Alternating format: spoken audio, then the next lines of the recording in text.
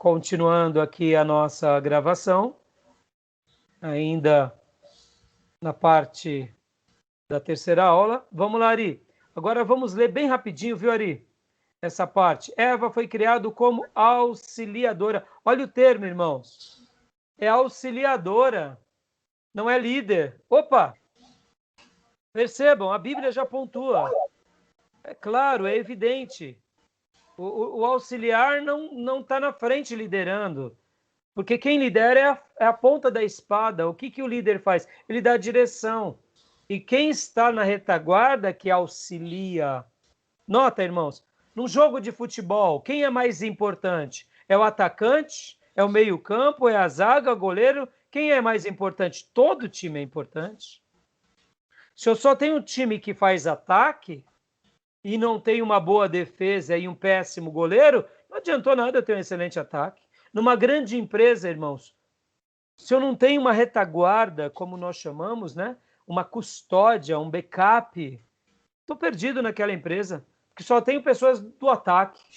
Num exército, se eu só tenho o pelotão de elite que ataca, aqueles que estão no fronte da guerra, mas eu não tenho os que fazem a retaguarda, estou perdido.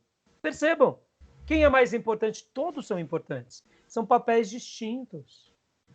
Deus cria Adão com um papel de liderança. Deus cria Eva com um papel de suporte. Irmão, vem cá. O lar é de quem? O lar é da mulher. É o reino da mulher. É o suporte. O homem é esse que vai para fora. É esse que dá os... Pode ver, nós somos protetores, nós somos aqueles que gostamos de zelar. A mulher, ela está dentro dela, essa identidade mais matriarcal. Pode ver, o filho vem dentro dela. Ela amamenta, ela carrega no colo. Segura o bebê. Vamos lá, lembra aí, papai. Bebê recém-nascido. A gente jogava a toalha na primeira meia hora, é ou não é? À noite, então, parecia que, pelo amor de Deus, só a misericórdia. Se não a mulher nos socorrer, a gente está perdido. Não é verdade? Porque a mulher, segura aquela pelotinha cheirosa, fofa, mas é ela que segura e a gente, claro, é onde entra o nosso apoio, onde entra a nossa participação. Mas a mulher, ela tem uma função distinta da nossa. Isso é lindo, irmãos. Agora, vem cá, é menor que a nossa? Claro que não. O que seríamos sem a mulher?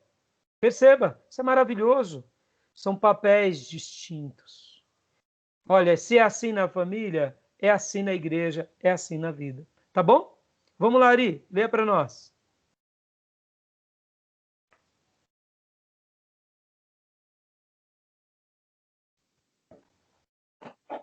Eva foi criada como auxiliadora de Adão. As Escrituras especificam que Deus fez Eva para Adão, não Adão para Eva. Disse Deus: não é bom que o homem esteja só. Far-lhe-ei uma auxiliadora que lhe seja idônea. Gênesis 2:18. Paulo dá a esse versículo tanta importância que nele baseia a exigência de diferenças entre homens e mulheres no culto. Diz ele: também o homem não foi criado por causa da mulher, e sim a mulher por causa do homem. 1 Coríntios 11:9. Não se deve supor aqui uma sugestão de importância menor, mas sim de que existe uma diferença de papéis desde o princípio. Irmãos, olha só, não é questão de importância. Percebam, irmãos, guardem isso, ó. O diabo, ele sempre vai pegar conceitos sagrados e vai deturpar. Vamos lá, vamos lá. A verdade, ela é algo abstrata ou ela tem que ser algo absoluta? A verdade, ela tem que ser relativa ou ela tem que ser absoluta segundo a nossa Bíblia? Quando a gente fala a verdade de Deus, a verdade das Escrituras, ela é algo absoluto ou ela é relativo? Absoluto. Tem dúvida disso, irmãos? Absoluto. Absoluto. Absoluto. Se Deus disse, ele disse, a palavra dele não é homem para que minta, nem filho do homem para que se arrependa. Ele cumprirá a palavra dele, cumprirá tudo que lhe apraz. A palavra do Senhor não volta vazia. Ou seja, a palavra de Deus, que também remete à ideia da verdade, ela é absoluta. Perceba, homem e mulher são importantes para Deus. Homem e mulheres têm papéis distintos. Perceba, guarde bastante essa ideia. Não é a importância, são os papéis. Estão entendendo, irmãos? Estão compreendendo? Estão compreendendo? Então, por exemplo, Paulo fala aqui, e quando Paulo diz aqui, as pessoas podem dizer o seguinte: Paulo está sendo machista. Não, gente, Paulo está olhando a criação. Ele crê na criação, como cremos no livro sagrado, é simples assim. Então, a mulher veio por causa do homem, não o contrário. Então, essa é uma clareza. Outra questão que eu falei há pouco, como o diabo gosta de deturpar conceitos. Lembra que na aula passada nós falamos que quando Deus é apresentado como pai, há uma teoria nova querendo alterar que Deus ele é tanto pai quanto mãe? Lembra disso? Ora, se Deus quisesse ter sido revelado como pai e mãe, qual o problema? Me pergunto a vocês. Teria algum problema se ele quisesse ser revelado a nós como pai e mãe? Teria? Não. Mas por que na revelação sagrada ele se apresenta como um ser masculino? Porque dentro da sua criação há um propósito, há um papel distinto para o gênero masculino. Essa deturpação hoje, irmãos, do neutro, do ele, no sentido como neutro, é uma deturpação que a gente sabe tem origem nas trevas. Por quê? Quando você desfigura o que a Bíblia configura, você cria então um novo conceito. E se um pastor valida aquele conceito, pronto, mais uma heresia está no meio da igreja. Estão entendendo, irmãos? Estão entendendo? Pode ver, irmãos. Isso é muito sério. Hoje a questão gay, por exemplo, nós devemos tratar o homossexual, o gay, a prostituta, o drogado, todo mundo a gente tem que tratar muito bem. Mas as revelações sagradas deixam isso claro para nós. O que cremos? Cremos no casamento do homem e da mulher. Cremos que foi o que Deus criou desde o princípio. Respeitamos quem tem uma linha diferente, mas não concordamos, não compactuamos e não validamos com as nossas práticas. Pastor, então quer dizer que o senhor é contra alguém que é gay entrar dentro da igreja? Longe disso, irmão. A igreja é a casa de Deus, ela é de portas abertas. Pode entrar todo tipo de pessoa. No entanto, no momento em que essas pessoas querem seguir o evangelho, elas têm que seguir os mandamentos de Deus como Deus ensina. É como eu contei algum tempo atrás uma história de um pastor que eu conheci. Ele foi pregar na América do Sul, numa grande igreja.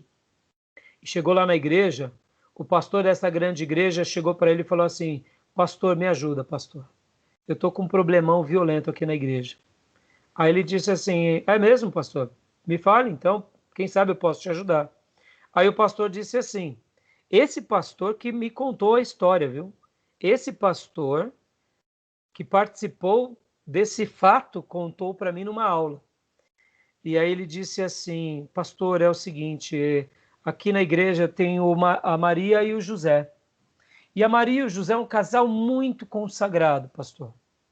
Muito dedicado. Eles se converteram tem alguns anos atrás e desde a conversão mergulharam na vida da igreja e trabalham, são obreiros. Mas esses dias atrás, Maria e José sentou aqui e falou comigo no meu gabinete pastoral que tinha um grande problema para ser resolvido. E aí eles me passaram um problema e eu não sei o que fazer, pastor. Aí o pastor disse assim: é mesmo? Me conta. É o seguinte, pastor, não é Maria e José o casal. O casal é José e José. O José, um dos Josés, fez a operação de mudança de sexo.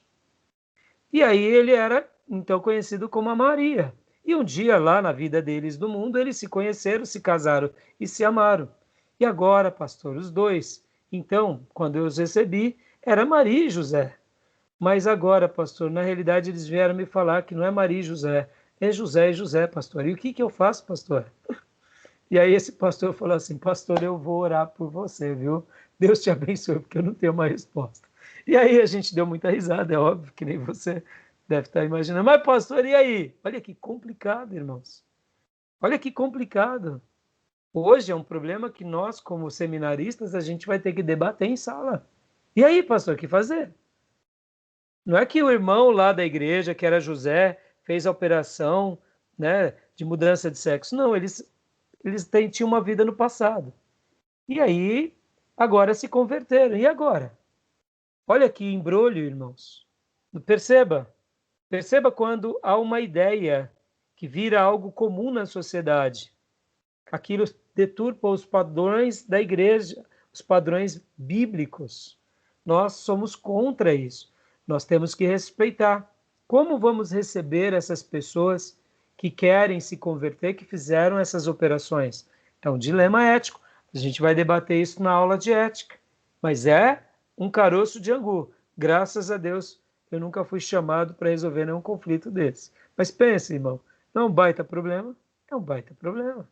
O que a gente vai fazer numa hora dessa? A gente tem que encarar de frente, dar uma resposta. Porque naqueles dias bíblicos não tinha esse tipo de cirurgia. Ô, irmãos, naqueles dias bíblicos não tinha, por exemplo, drogas. É muito complicado os nossos dias. Mas uma coisa eu sei, pelo poder do Espírito Santo, pela palavra de Deus, a gente vai dar uma resposta para o mundo. Tá bom? Se você tiver uma boa ideia para dar para esse pastor, me fale que eu vou falar para o irmão, para a irmã, né? Ligar para esse pastor, quem sabe ajudá-lo, porque realmente é muito difícil. Tá bom? Então, irmãos, voltando aqui, né?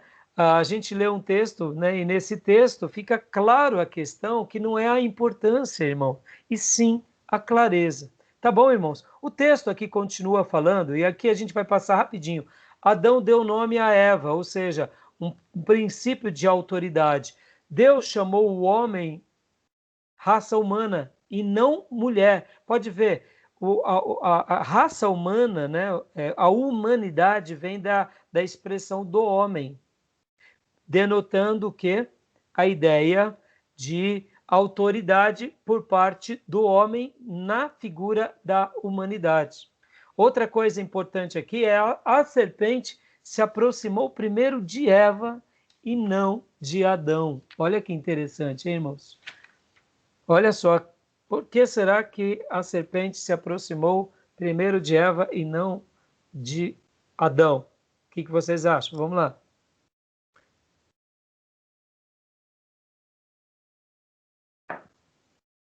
Porque a mulher gosta de falar mais? Difícil falar, hein, pastor? O que vocês acham?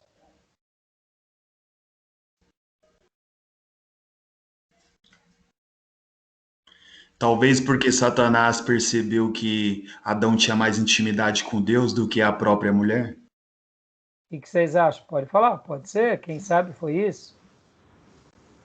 Não vejo dessa forma, porque Deus se apresentava a eles todo fim de tarde, né? Não só a Adão, mas acredito que para os dois. Mas aí tem uma questão de que a ordenança de Deus veio a Adão. Então a responsabilidade sobre aquela situação estava sob Adão. E a mulher deveria seguir os passos de Adão. Portanto, Satanás foi primeiro a ela para tentar distorcer isso. E não sei, talvez seja isso. Quem mais? Pode ser? Quem mais? Pastor Johnny, Ari.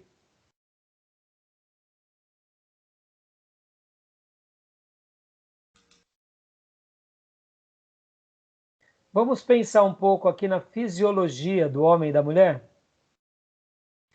O homem, ele é mais racional ou não? E a mulher, ela é mais afetiva e emotiva ou não? Acredito que sim, a mulher seja mais afetiva e emotiva. O que vocês acham? Olha, pastor, nos dias de hoje tem uns machos aí que tá meio complicado, hein, pastor? Aí a distorção de papéis, né, filho? Totalmente. Né? Mas olha que interessante na fisiologia humana, né? Perceba uma coisa, irmãos. É natural que tanto do gênero masculino para o gênero feminino, O corpo sempre do gênero masculino, geralmente, na grande maioria das vezes, é mais forte, não é? De todas as espécies, praticamente, não é? Geralmente predomina. É mais fácil o homem gostar de cálculo ou a mulher? Hã? Fala de novo, Ari. Homem. O homem. A mulher gosta mais do quê? De gramáticas, né? Agora, é claro, não estou dizendo que é uma regra, não. O irmão que gosta de gramática, ai meu Deus do céu. Não, irmão, não estou sendo demagogo, não. Eu conheço gramáticos maravilhosos que são homens, são aptidões, mas predomina, não predomina? Predomina, né? Pode ver, é característico. Eu tive o prazer de fazer um ano de engenharia, na classe de 50 pessoas, logo depois que fiz seminário, fiz um ano de engenharia em Brás Cubas. Logo quando eu comecei a pastorear a igreja, cuidar da igreja, eu parei engenharia e fiquei só me dedicando para o ministério. Mas era na classe de 50 alunos, tinha, se eu não me engano, 5 meninas. É comum, pode ver. Né? É comum. Predomina o sexo masculino no cálculo, na lógica. Mas uma coisa que predomina na espécie, no gênero humano, irmãos, é assim, nos homens, né? É que o homem ele é mais reflexivo. A mulher ela é mais emotiva. Em outras palavras, Satanás foi no ponto mais fraco. Sempre, guarda isso, irmãos. Ele sempre irá nos pontos mais fracos, para tentar minar as bases para atingir os pontos mais fortes. Perceba. Raramente você vai ver a voz de um gadareno chegar em Moisés e falar assim, não vai não, Moisés, não herda a terra não. A terra prometida lá é muito difícil. Geralmente, o inimigo ele vai pegar alguns espias na carne, que vão estar ali no bife, que vai levar o povo a murmurar para querer atrapalhar o processo. Pode ver. Raramente você vai ver um líder caindo de cara. Raramente. Porque ele é treinado a refletir mais a partir da Bíblia. Mas ele vai minando as bases. Ele vai minando. Pode ver, o inimigo trabalha assim. Ele pega sempre o ponto mais fraco. Uma das características aqui, irmãos, a gente realmente não sabe dizer, mas nós deduzimos, que é a questão da emotividade. A mulher, ela foi mais, eu diria, ela foi mais, ela foi questionada nesse ponto e ela se deixou levar. E agora, vem cá, talvez você pergunte, mas tá bom, pastor, e aí? O homem, com toda a sua razão, Adão, com toda a sua cognição, não poderia dar um freio em Eva? Claro que poderia. É por isso que a gente é culpado. Se a serpente viesse direto para Adão, talvez o diálogo seria um pouco diferente. Mas a dedução e a manipulação não veio diretamente da serpente a Adão, veio de Eva, seu ponto fraco. Pode ver. Vem cá, irmão.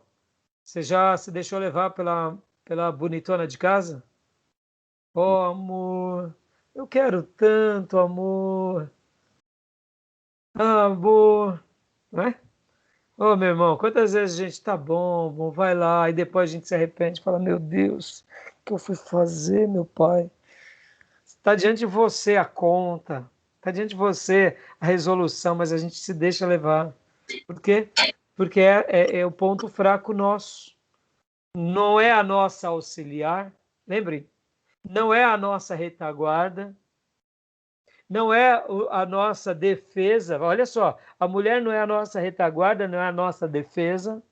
Se ela conta uma história bem contada, cheia de drama e cheia de emotividade, não nos convence? Claro que convence.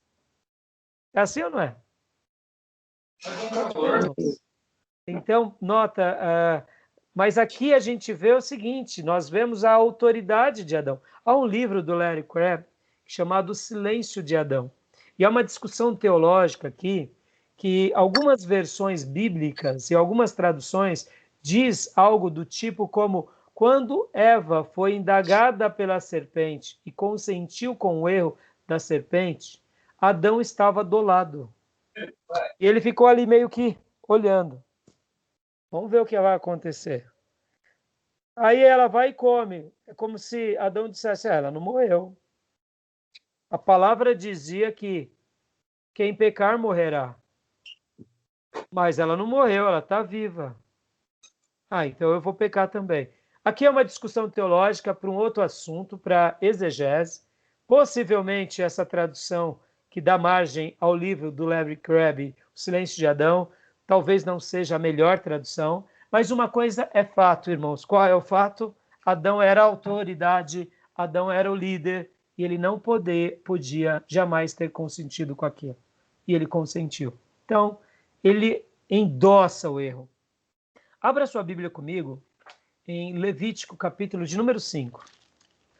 Deixa eu falar um pouquinho aqui com os meus irmãos sobre pecado de omissão e de cumplicidade.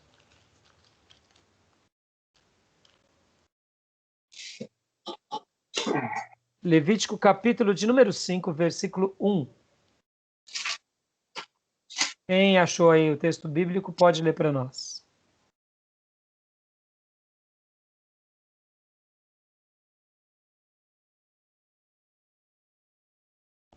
Levítico 5:1. Isso. E quando alguma pessoa pecar, ouvindo uma voz de blasfêmia, de que for testemunha, seja que o viu ou que o soube, se o não denunciar, então levará à sua iniquidade. Vamos lá, leia de novo, respeitando as vírgulas, Ari. Essa leitura aqui é ruim. Vamos lá.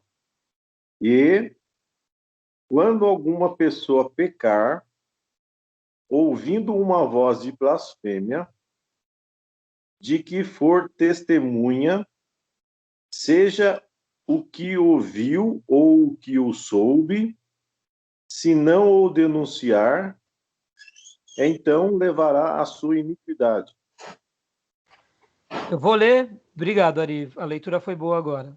Agora eu lerei na NVI. Se alguém pecar, por quê? Vírgula. Tendo sido testemunha de algo que viu ou soube, vírgula. Não o declarou, vírgula. Sofrerá as consequências da sua iniquidade. Uau! Se eu vi alguém cometendo um delito e sei que aquilo está errado e não faço nada, eu me torno cúmplice. Mas o texto está dizendo que se eu vejo. Mas o texto está dizendo também que se eu ouvir. Vamos aplicar na igreja, irmão? Vamos aplicar na igreja. Eu sei de um irmão que está com o pé na jaca. Jaca remete à ideia aqui pecado, tá, irmãos? Não é a jaca gostosinha, docinha, agradável. Jaca pecado, tá? Tá com o pé na jaca. Eu vi, o irmão tá com o pé na jaca. E aí eu sei que o irmão está cometendo pecados porque eu vi. E aí eu estou vendo o pastor chamar ele para pregar, ou ele está participando dos obreiros, ele está fazendo evangelismo.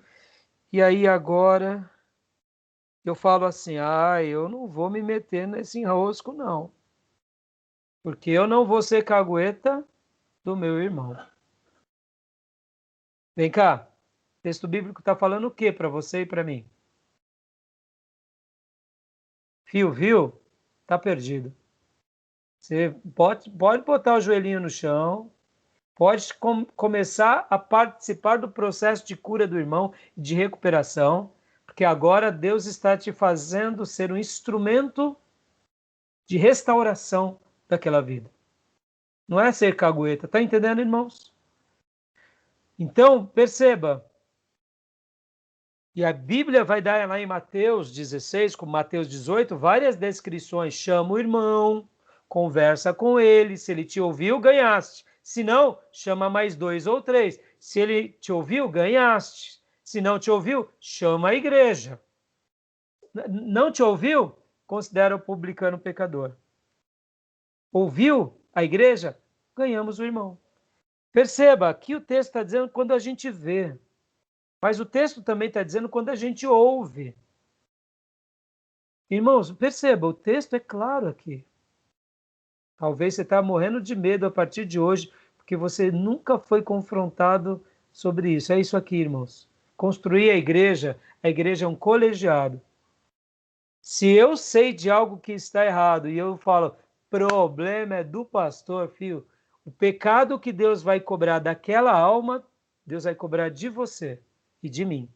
Porque eu não fui ajudar o meu irmão. Lembra da sentinela de Ezequias? De Ezequiel? O Atalaia, aliás? Que se eu não o corrijo, se eu não, o sangue dele recai sobre mim. É o mesmo texto com outras palavras. Pastor, mas isso é muito complicado. É sim. É muito complicado ser obreiro. É sim. É muito complicado ser seminarista. É sim. Por quê? Porque todos nós estamos numa grande obra, cuidando da noiva para apresentá-la para o noivo. É responsabilidade, é trabalho. E aqui, olha, eu falei na nossa dinâmica, hein? Li o texto de Levítico. Mas vem cá, vamos lá para o Éden agora. Indiferente se Adão estava do lado ou não, Adão foi cúmplice. E por isso, o pecado recaiu sobre ele. E podem ver que a escalada ela é progressiva. A serpente para Eva, Eva para Adão. E quando Deus vai fazer em Gênesis 3 o acerto de contas, Deus vai em quem? Deus vai na serpente? Foi na serpente? Deus vai em Eva? Deus vai no líder. Ah, papéis. Mais uma vez, clareza de papéis.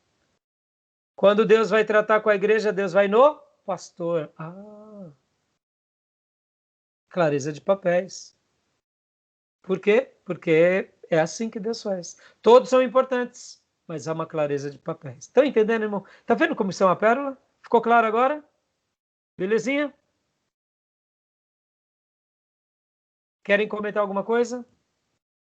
Essa ideia que o Gruden dá com relação à serpente, né? No caso, Satanás ter tentado primeiro Eva, é interessante que ele fala da questão de inversão de papéis, né? Sim. É trazer Eva como, olha, tá vendo? Você pode ser mais importante. Deus, né, vinha, como eu disse, vinha aos finais de tarde falar com Adão, né?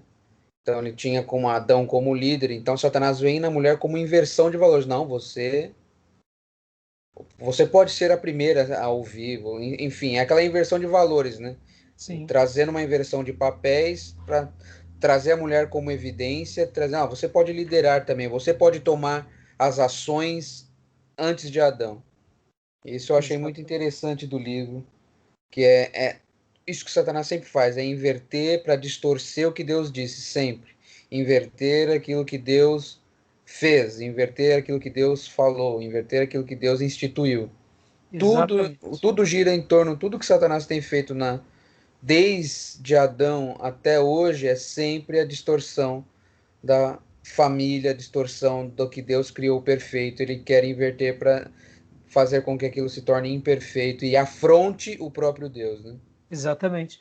Por isso que na minha primeira parte da aula eu estava falando sobre a dependência no aspecto da soberania de Deus, de nos enquadrarmos no que Ele criou.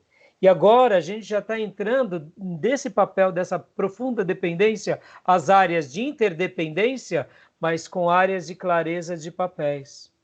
Essa inversão é o dedo do inimigo sempre querendo anular os valores, os conceitos e a palavra de Deus. Muito bem citado, filho. Então, continuando aqui, irmãos, vamos lá? Vamos correr? Deus falou primeiro a Adão, depois da queda, porque ele era o líder. Adão, não a Eva, representa a raça humana. A maldição inseriu uma distorções dos papéis anteriores, sem, no entanto, introduzir novos papéis. Vamos ler essa parte aqui. Pode ler para nós, irmão Ari. Nos castigos que Deus impôs a Adão e Eva, não introduziu ele novos papéis ou funções, mas simplesmente a dor e a distorção nas funções que já previamente estabelecidas.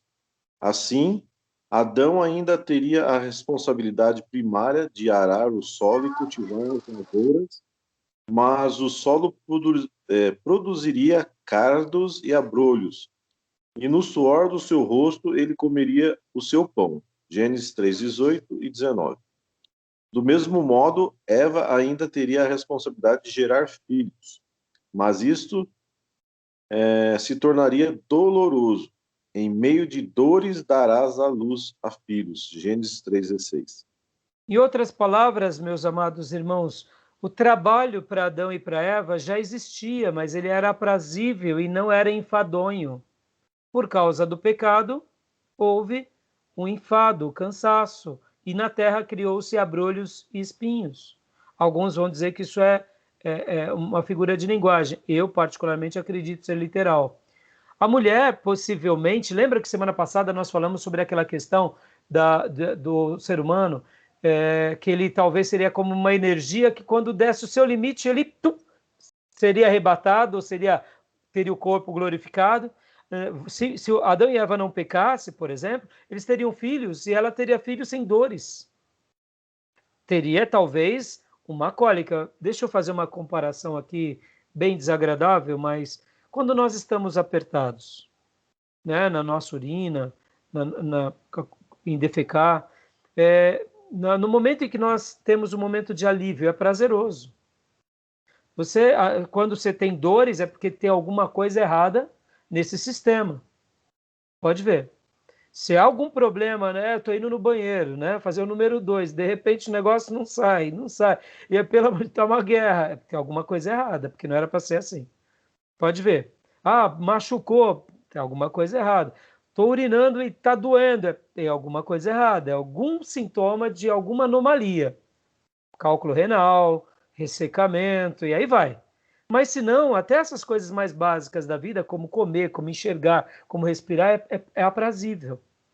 Então, deduzimos que ter filhos seria algo muito aprazível. A mulher não sofreria tanto na sua gestação e muito menos no momento da concepção.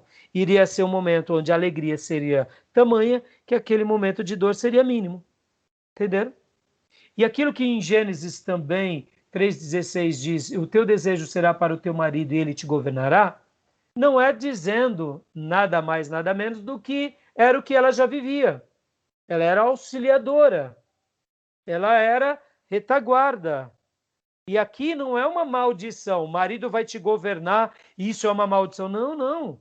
É porque a mulher já nasce com esse DNA, e agora Deus, em Gênesis 3,16, está dizendo, Eva, você quis ser independente, olha lá, de novo, você quis ser independente de mim, independente do seu marido? Fia, não adianta. Não adianta lutar contra o que eu criei. Você só encontrará sentido na sua vida como mulher quando você encontrar o governo de alguém sobre você. Irmão, guarda isso aqui, não é um momento machista, tá?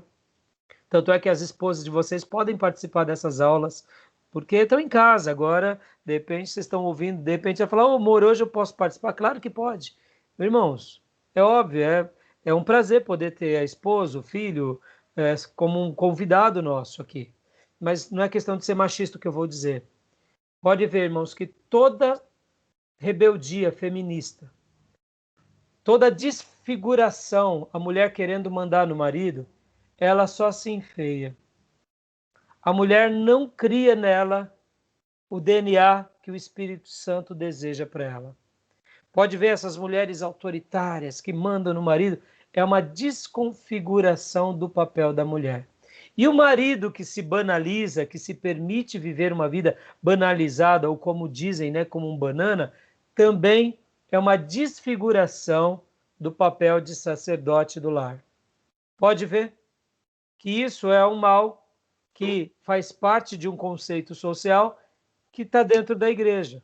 Pode ver que nasce aí o papel da mulher abacaxi e do homem banana. Vem cá. Podem ver que muitos problemas acontecem na vida da igreja onde há essas inversões de papéis. Os filhos começam a se tornar rebeldes, por quê? Porque Se a mulher não se sente governada amavelmente, por que o filho vai se sentir? Como que ela vai ensinar governo se ela não é governada? E aí é onde saem as rebeliões. Pode ver. Mas no momento que a mulher ela entende o seu papel, de que ela é backup, mas não é porque ela é inferior, mas porque é o papel dela, e ela se entrega a isso plenamente e com docilidade, e aceita isso como algo belo da parte de Deus, e aceita a liderança do seu marido, e ela se permite ser conduzida, os filhos aprendem esse modelo. O pai exerce o seu papel de sacerdote do lar, e a igreja se torna um núcleo muito mais belo e lindo, naturalmente. Pode ver. Pode ver quais são os problemas conjugais que está nesse atrito de clareza de papel. Irmãos, essa é difícil, viu? A gente já vai falar um pouquinho. O problema não está na submissão. O problema está na ideia de subserviência e na ideia de machismo. O homem quer ser machista e quer impor. Aí a mulher não quer ser submissa porque ela tem uma ideia de subserviência. O que é submissão e o que é subserviência? Subserviência é quando alguém coloca a outra pessoa sobre o domínio dela pela força. Isso é subserviência. A Bíblia não fala disso. A Bíblia fala de submissão. Submissão é a ideia de que eu me submeto com docilidade e aceito a liderança daquele que está sobre mim. Pode ver, irmãos, na nossa conversão, será que nós nos converteríamos plenamente se nós não se submetêssemos a Cristo e ao Espírito Santo? Jamais. Deus passa a ser o nosso tudo. Então, a submissão é esse ato dócil onde eu me incluo conscientemente dizendo, sim, eu quero que Jesus seja o meu guia, o meu Salvador e o meu Senhor. Quando nós nos desviamos, quando nós nos tornamos independentes, Jesus diz A e a gente faz B. Ou seja, clarezas de papéis distorcidos. Ninguém que é submisso a Cristo, que é submisso às suas instruções, que aceita com docilidade as suas instruções, vai se desviar. Jamais. Por quê? Porque eu me torno dependente dele. Nota como isso é lindo na nossa vida e nas nossas relações. Tá ficando claro? Beleza? No meu livro, né, que eu escrevi, O Triunfo de Judas, eu trabalho um pouco sobre isso, sobre essa questão da subserviência e sobre essa questão da submissão. Deixa eu dar o último exemplo, meus irmãos. Um cavalo arredio. Você monta num cavalo arredio? Você tem que domar o cavalo. Mas e depois do cavalo domado? É a coisa mais linda. Cavaleiro e cavalo. É uma sincronia. O cavalo domado, ele aceita as instruções do seu líder. Na vida, irmãos, é mais ou menos isso.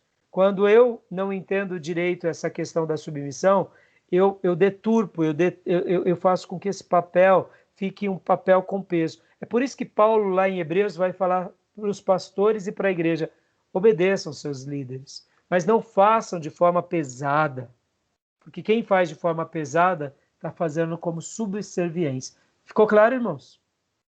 Ficou claro? Beleza? Algum comentário? Tá bom? Então, vamos correr agora aqui, porque a gente tem bastante coisas. A redenção de Cristo reafirma a ordem da criação, ou seja, os papéis novamente são remodelados, são reorganizados na figura de Jesus. Então, a gente vai ver no Novo Testamento isso. Por isso que o mandamento ao homem... Perceba, irmãos, como Deus daria um mandamento àquele que é líder de ele se submeter? Não tem sentido. Não tem sentido. Se Deus chegasse para o homem e falasse, homens, se submetam às suas mulheres, mulheres submetam ao homem. Ué, ficou uma bagunça só. Quem vai se submeter a quem? Mas Deus dá um mandamento mais difícil. Vem cá, irmão. É mais fácil submeter ou mais fácil amar? Seja honesto. Ou é mais difícil submeter ou é mais difícil amar? É mais difícil amar. Claro que é muito mais difícil amar. É muito mais difícil amar. Amar é muito mais profundo. Percebam, a ordem dada ao homem é muito mais desafiadora, é muito mais desconcertante, é muito mais gritante e ainda Para piorar, Paulo, guiado pelo Espírito Santo, e ali não foi Paulo falando por ele, né? Porque Paulo, quando ele fala por ele, na única vez é lá em Coríntios, que ele diz, agora não eu, não o Senhor, mas eu, aí ele fala isso. A única vez que Paulo faz isso, ele dá uma sugestão dele. Tudo o demais que Paulo escreve, ele escreve sobre a orientação do Espírito Santo.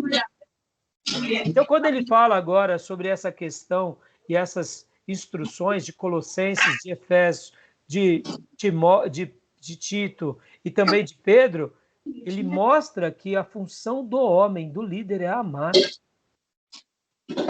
E aí a função da mulher é se submeter. Mas perceba como é desafiador essas duas coisas. Então, em Cristo, a redenção de Cristo sobre nós restaura e reafirma toda a ordem da criação. E todas as maldições e deturpações são quebradas.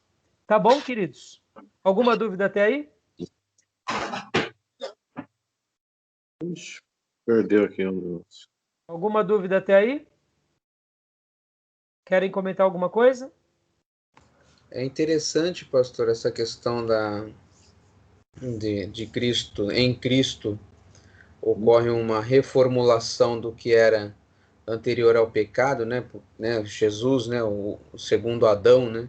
Então, retornando esses papéis com clareza referente ao que Deus planejou para a humanidade, daí a gente consegue compreender melhor e mais claro essa relação de Jesus com as mulheres que o seguiam, né?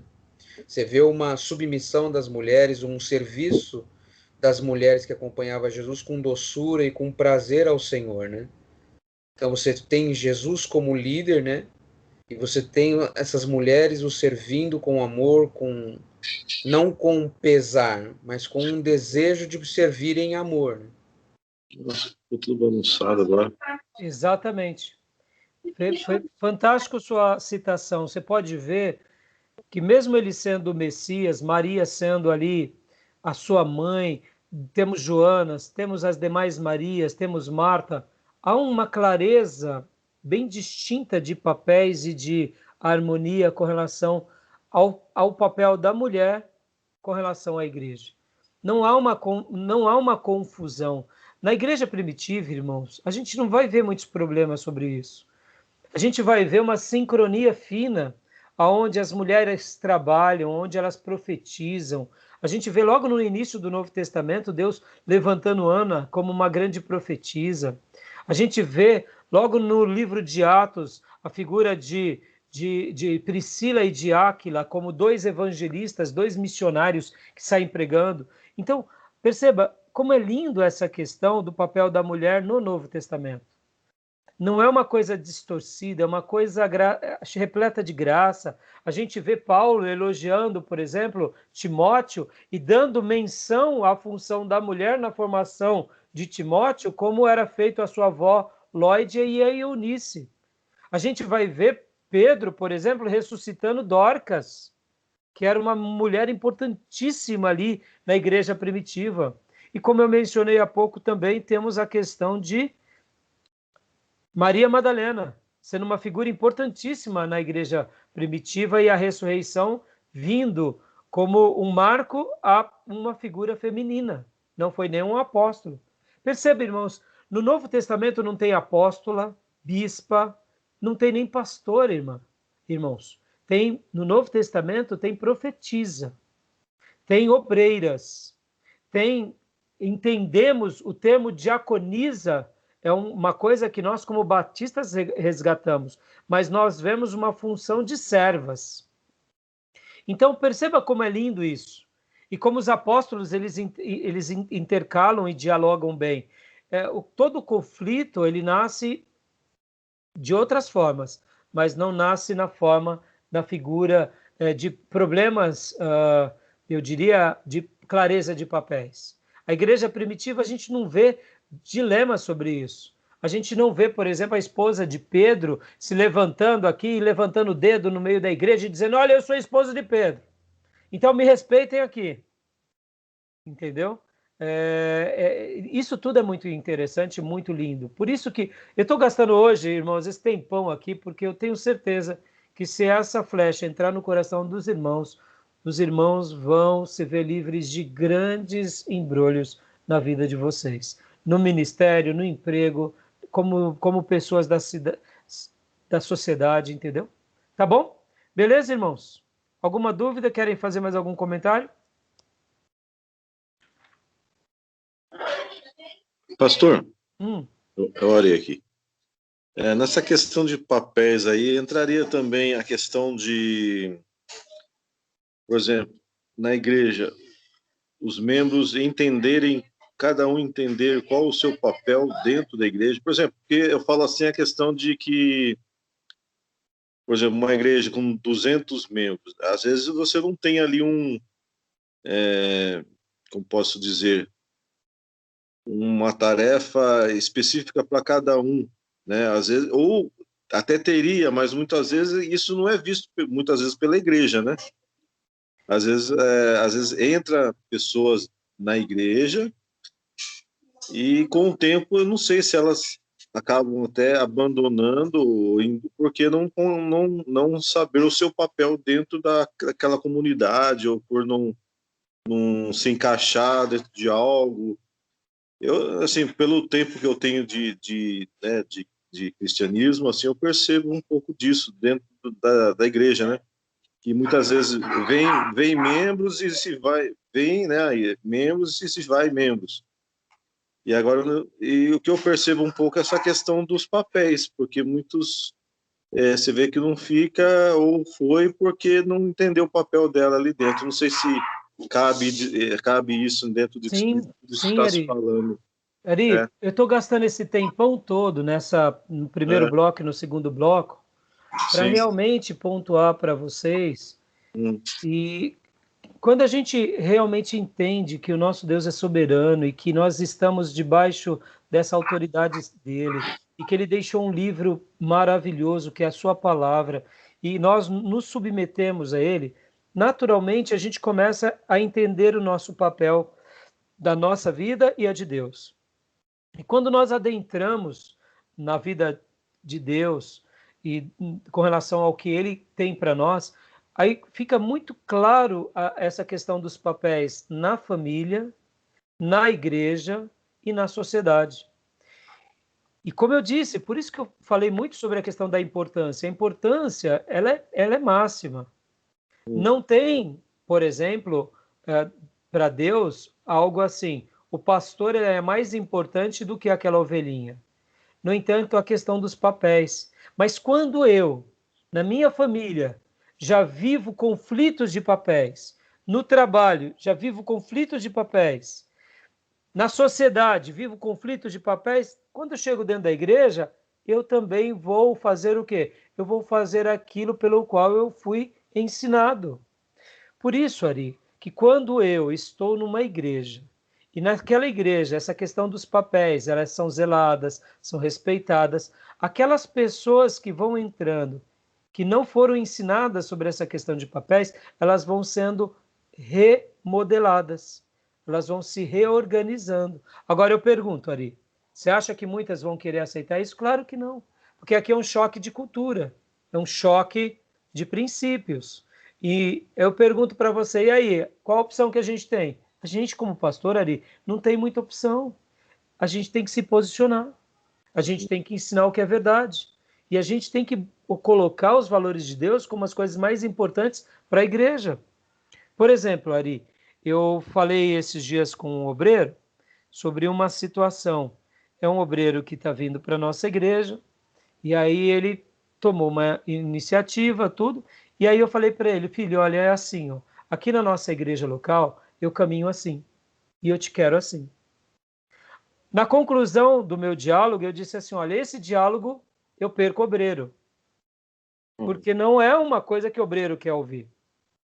Mas nesse diálogo, se o obreiro for ensinável, eu ganho um soldado que vai aplicar essa lição na casa dele, na vida dele, e a gente vai caminhar em muita sincronia. Então, Ari, por exemplo, Para mim, isso é muito simples, Ari, mas ao mesmo tempo é muito difícil ser colocado em prática no dia a dia. Por isso que o pastor, ele precisa estar alinhado com o colegiado de pessoas que também têm uma clareza de papel muito grande. Para quê? Para que esse efeito seja sendo replicado por meio dos modelos, Ari. Porque na hora que eu tenho um time, vamos supor, Ari, eu tenho 5 pessoas da minha liderança, mas 2 dessas pessoas da minha liderança não aplicam direito aquilo que aprendem. Logo, vai me fragmentar. Porque ele vai replicar aquilo que ele vive. Mesmo que ele diga para mim que aceita, se os atos dele não são atos que aceitam, então, na realidade, a boca dele está dizendo uma coisa, mas o corpo dele está fazendo outra. Por isso que as palavras podem mentir, mas o corpo fala a verdade. Entendeu, Ari? E o pastor, ele tem que estar sensível a esses toques. Por isso, vocês que são alunos do seminário, a grande recomendação que eu dou é: sejam auxiliares dos seus pastores. Sejam como Josué foi com Moisés. E se um dia Deus der graça a vocês, de vocês tiverem mais sabedoria, mais poder, uma mensagem, irmão, deixa o pastor pastorear, não queira ser maior. Se você sente que Deus está te dando uma liderança e que você quer começar o trabalho, então seja homem, digno de dizer, pastor, me abençoa que agora eu preciso cuidar do meu grupo. E não tente fragmentar um grupo dentro da igreja, porque isso é divisão, isso é subtração, e naturalmente isso é o dedo das trevas. É muito bem possível um irmão e uma irmã caminhar com os dons e talentos, e mesmo assim o pastor pastoreá-lo. Nenhum problema. O problema, irmãos, é que hoje, pode ver, na sociedade todo mundo quer ser empresário, todo mundo quer ser líder. E chega na igreja, ninguém quer ser liderado, entendeu? Isso é o problema.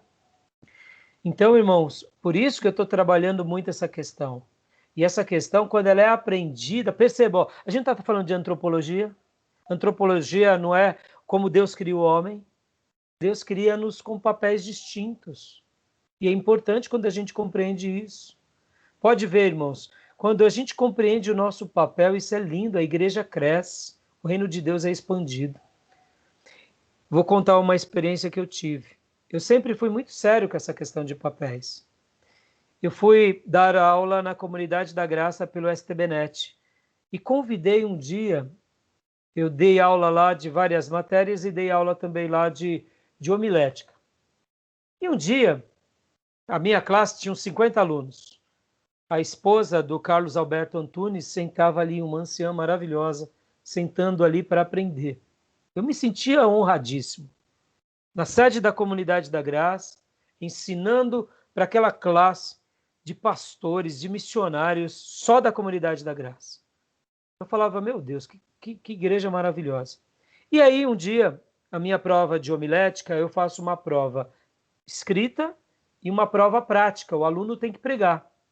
E uma jovem da igreja, da classe, ela falou, pastor, eu nunca preguei na minha vida. Eu falei, não, filho, você vai pregar. Não, pastor, eu não vou pregar, você vai pregar. Faz parte da prova. Ela pregou. Mas ela pregou, irmão, Deus usou tanto ela, foi tão lindo, que a classe aplaudiu, ela tirou 10. Ela tirou 10 na mensagem escrita e 10 na oratória. E eu com aquele gesto pastoral para fortalecê-la, para ensiná-la mais, eu cheguei para ela e disse assim, filha, eu quero que você vá pregar um dia na minha igreja. Pastor, eu falei, sim, sou pastor de uma pequena igreja lá em Ferraz de Vasconcelos, você vai pregar. Mas na sua igreja? Eu falei, sim, minha igreja é o tamanho dessa sala, filha, fica tranquila. A sala que eu dava aula é do tamanho do nosso santuário, pra você ter uma ideia, irmãos. Então, aí eu falei assim, não, você vai, pede pro seu pastor e vamos marcar o dia e você vai, não tenha pressa, tá bom? Semana seguinte ela chegou para mim, triste, e ela disse assim, pastor, eu não vou poder ir lá na sua igreja. Eu falei, não, por quê? Eu fui pedir para o meu pastor e ele negou, ele proibiu. Eu falei, o quê? Proibiu? Ele disse assim, se você tem tempo de pregar em uma outra igreja, por que você não vai fazer visita aqui para pessoas da nossa igreja? Por que você não vai pregar num pequeno grupo dos nossos? porque temos muitos pequenos grupos, porque uma irmã não vai participar do culto de oração. Se a irmã tem tempo para servir fora, por que vai servir em outra igreja fora, sendo que a gente tem tanta necessidade dentro? Aí ela continuou falando, pastor, eu não gostei, eu fiquei chateada. E aí veio ela, veio os amigos, e todos estavam ali no azedume, já contaminados, já estava... E aí eu falei assim, louvado seja Deus. Agradece o seu pastor, porque eu aprendi mais uma coisa. Porque ele está me ensinando a zelar pelo rebanho. A zelar pelas ovelhas. Aí ela deu um passo para trás. Mas como assim, pastor? Eu falei, irmã, o que o seu pastor fez, eu estou aprendendo. Eu fiquei admirado. Eu fiquei admirado porque o que ele fez foi demonstrar o seguinte: nós estamos aqui na mesma sinergia. Nós estamos debaixo de uma liderança. Nós temos propósitos aqui. Nós não temos tempo para perder tempo com outras igrejas, porque nós temos um grande trabalho na nossa igreja local. Nós queremos as pessoas comprometidas na igreja local. E você, irmã, não vai pregar lá fora, não. Você vai pregar aqui. E aí eu falei para ela, minha irmã, teu pastor está zelando de você. Porque aí eu expliquei para ela, eu falei assim, filha, e se eu quisesse pescar você e levar você para a minha igreja? Eu estaria atrapalhando o trabalho que você tem na sua igreja. Vem cá, irmãos, vem cá. Os pastores convidam as outras pessoas para pregar, geralmente para quê? Para querer realmente levar um pregador ou para pescar um obreiro pronto? Vocês estão aqui gastando um tempão comigo para quê? Para vir serem membros da minha igreja ou para servirem as suas igrejas? Servirem as suas igrejas. Estão entendendo, irmãos? Olha só, o que esse pastor fez foi, filha, vamos defender a noiva. Vamos cuidar dessa noiva, porque dessa noiva cada pastor aqui prestará conta. E aí, hoje em dia, como que eu faço com os meus obreiros locais? Qualquer membro da igreja, irmão, não importa. Não importa. Eu quero que ele me preste conta se ele vai pregar fora. Eu vou responder por ele. E se é um irmão vaidoso? Eu tenho que cuidar dos meus vaidosos, deixando que eles sejam mais humildes. Entenderam? Estão entendendo, irmãos? Agora, o pastor lá chama o irmão para pregar 2, 3 vezes. Ele não está preocupado de treinar esse obreiro. Ele está preocupado que alguém vá lá e pregue. Vocês estão entendendo, irmãos? Hoje os convites são muito furtivos. Os pastores não têm muito respeito. Se perdeu o respeito pelas igrejas. Está entendendo, irmão? Clareza de papel. Quando a gente entende isso, a gente cria um time muito sincronizado. Tá bom? Entenderam? Isso se aplica sim, Ari, dentro da igreja, tem que ser colocado na igreja. Mas isso não é apenas ensino pelo ensino. É o ensino pela vida, pelo modelo, Ari. O marido faz, a esposa faz, os filhos faz. Quando os filhos estão à margem, não se passa a mão, fala a verdade. E assim a gente vai fazendo a obra de Deus, entendeu, Ari? E na igreja vamos criando esses times. Tá bom, irmãos? Amém. Alguma dúvida? Tranquilo? Tranquilo, tranquilo. Vamos dar aquela pausa para a gente tomar uma água, ir ao banheiro e voltar para o último bloco? Amém. Beleza? E agora, irmãos, a gente vai correr, hein? Porque tem muita leitura, tá bom? Beleza? Então eu vou desligar aqui e vou deixar aberto aqui mesmo no... Só vou sair da cena, vou deixar aberto e vou beber água, vou ao banheiro e já, daqui a 10 minutos a gente volta, tá bom? Um abraço.